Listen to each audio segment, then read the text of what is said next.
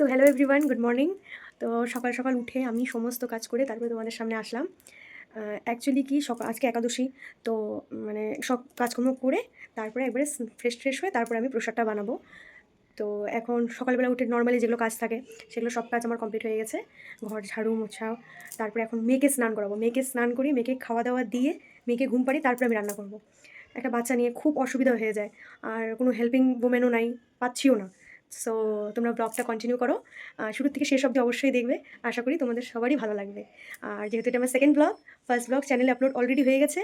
কালকে একটু নেটওয়ার্ক ইস্যুর জন্য ব্লগটা আপলোড হতে দেরি হয়েছে, নাহলে আমি নর্মালি চেষ্টা করি যে 5টার মধ্যে আমি আপলোড করার, কিন্তু হয়ে ওঠে না, মানে ছোটো বাচ্চা নিয়ে না আর হয় না।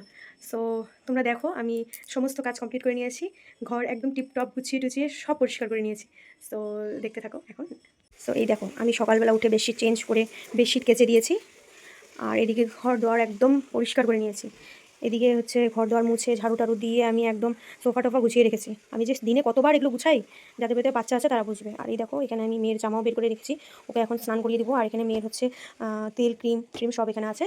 তো এই দেখো, ঘর আমি সব একদম টিপটপ করে নিয়েছি।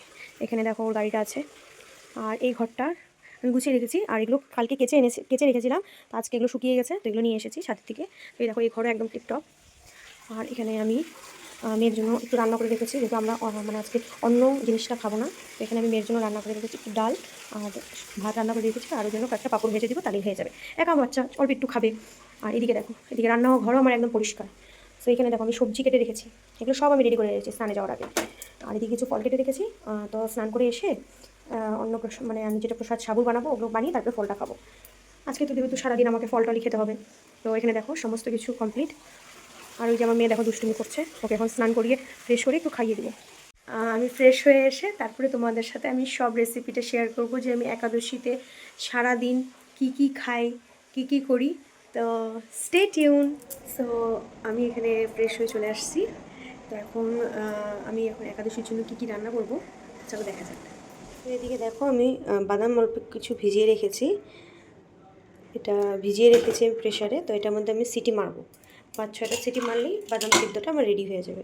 তো চলো সিটি মারার পরে দেখা যাক কী হয়। বন্ধুরা, আমি এখানে কড়াই বসিয়ে নিয়েছি, আর এখানে আমি কিছু সাবু ভিজিয়ে রেখেছি। দেখো, অল্প কিছু ভিজিয়েছিলাম, মানে বড়ো সাবুগুলো এরকমই যে একটু ভিজালে অনেকগুলো হয়ে যায়। তো এদিকে দেখো সাবুগুলো ভিজিয়ে রেখেছি, দেখো কি সুন্দর সফট হয়েছে। এখন এগুলো দেখি এগুলো কি করা যায়। তো এই দেখো, কড়াই আমি টাচ করে দেখলাম যে হ্যাঁ গরম হয়ে গেছে কড়াই। এখন আমি একটু ঘি দিয়ে দিব, আজকে পুরো রান্নাটা আমি ঘি দিয়েই করব। ঘি দিয়ে দিলাম, আর এখানে হচ্ছে শুকনো লঙ্কা একটা দিয়ে দিলাম, আর 1 চামচ মতন জিরে।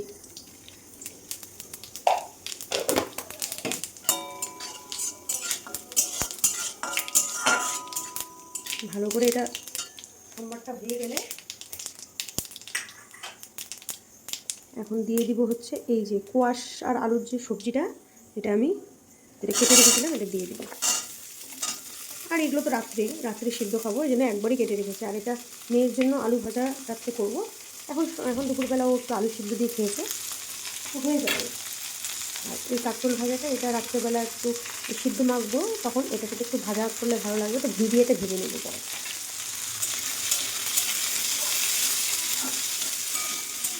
এটা ভাজা হতে থাক, তারপরে এটা যখন ভালো ভাজা হয়ে গেছে, আমার সিটিও লেগে গেছে। এখানে আমার সিটি হচ্ছে, এই দেখো বন্ধুরা। তো এদিকে আমি সবজি ভাজাটার মধ্যে বাদাম সিদ্ধটা দিয়ে দিলাম, এতে একটু টেস্টটা অন্যরকম হয়। আর এখন আমি সাবু ভেজানো যেগুলো আছে সেগুলো এটার মধ্যে মিক্স করে দিব। তো এই দেখো, সাবুটাকে আমি মিক্স করে দিলাম। মিক্স করার সাথে সাথে আমার এটা নাড়াতে থাকতে হবে, নাহলে কিন্তু একদম দলা পাকিয়ে ঘন্ট হয়ে যাবে। তো এখানে আমি সন্দুক লবণ দিয়ে তারপরে সাবুটা দিয়ে একটু নাড়াচাড়া করে নামিয়ে নিব। তো এই দেখো, আমার রেডি হয়ে গেছে সাবু আর সবজি ভাজা। আর এদিকে আমার বরমশাই মাজা নিয়ে আসছিল, তো মাজাটা দিয়ে আম, বাদাম সিদ্ধ আর সাবু সবজি ভাজা দিয়ে আমি দুপুরের প্রসাদটা নিলাম। আর এদিকে সন্ধ্যাবেলা চায়ের সাথে ওই বাদাম সিদ্ধ দিয়ে সন্ধ্যাটা টিফিনটা কমপ্লিট করলাম। আশা করি তোমাকে আজকে আমার এই ভিডিওটা অবশ্যই ভালো লেগেছে।